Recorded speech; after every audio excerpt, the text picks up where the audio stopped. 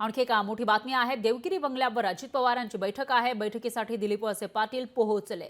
अनिल पाटील आणि सूरज चव्हाण हे सुद्धा बैठकीसाठी पोहोचल्याची माहिती समोर येते।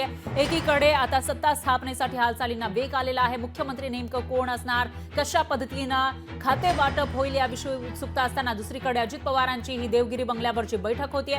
त्याच्यामध्ये मंत्री पदाचे जी खाती वाटायला येणार आहेत अजित पवारांच्या राष्ट्रवादीला, त्याविषयी वाटपासाठी तर ही बैठक नाहीये ना असा सवाल उपस्थित होतोय। अजित पवारांच्या वाटेला नेमकी किती मंत्रिपद येणार आणि त्यामध्ये कोणाकोणाची वर्णी लागणार, कोण कोणत्या खात्यावर बसणार याविषयी उत्सुकता आहे आणि त्याविषयी चर्चा या बैठकीमध्ये होण्याची शक्यता आहे। तर अजित पवारांनी ही बैठक बोलावलेली आहे देवगिरी बंगल्यावर आणि या ठिकाणी दिलीप वळसे पाटील सुद्धा पोहोचल्याची माहिती आहे। त्याचबरोबर अनिल पाटील आणि सूरज चव्हाण हे सुद्धा दाखल झाल्याची माहिती।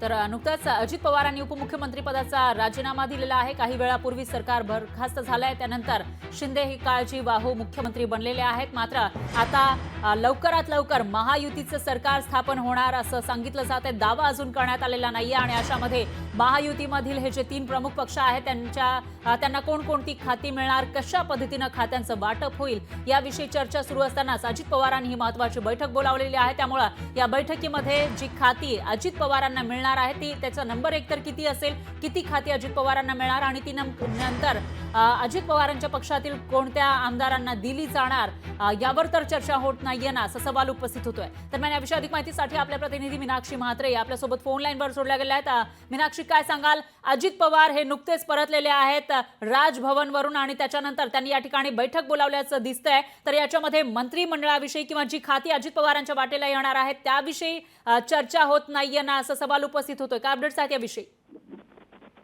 नक्कीच करा, कारण आपण पाहतोय मुख्यमंत्री आणि दोन्ही उपमुख्यमंत्र्यांनी आपल्या पदाचा राजीनामा देत आता तिघेही मंत्री जे आहेत ते आपापल्या शासकीय निवासस्थानी दाखल झालेले आहेत। अजित पवार हे देवगिरी निवासस्थानी दाखल झाले असून सध्या काही नेत्यांमध्ये देवगिरी बंगल्यावरती बैठक सुरू आहे।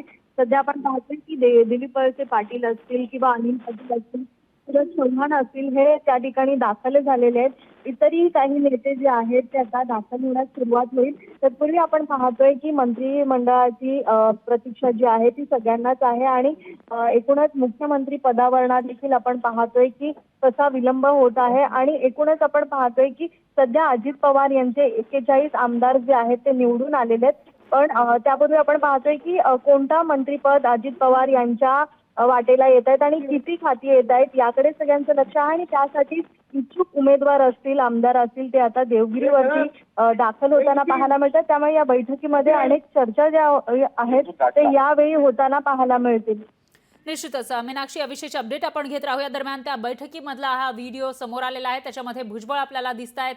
देवगिरी बंगल्यावरची जी बैठक आहे त्याच्यामध्ये चर्चा होत असल्याची माहिती आहे। त्यामुळे मीनाक्षी, याविषयीची अपडेट आपण घेत राहूयात। दरम्यान धन्यवाद तुम्ही दिल्या या सविस्तर माहितीसाठी। तर अजित पवार यांची भूमिका आता माहिती सरकारमध्ये मोठी असेल, त्यामुळे कोणती जबाबदारी त्यांच्यावर दिली जाणार याविषयी उत्सुकता असतानाच कोणकोणती मंत्रिपद त्यांच्या वाटेला येणार याविषयी सुद्धा उत्सुकता आहे।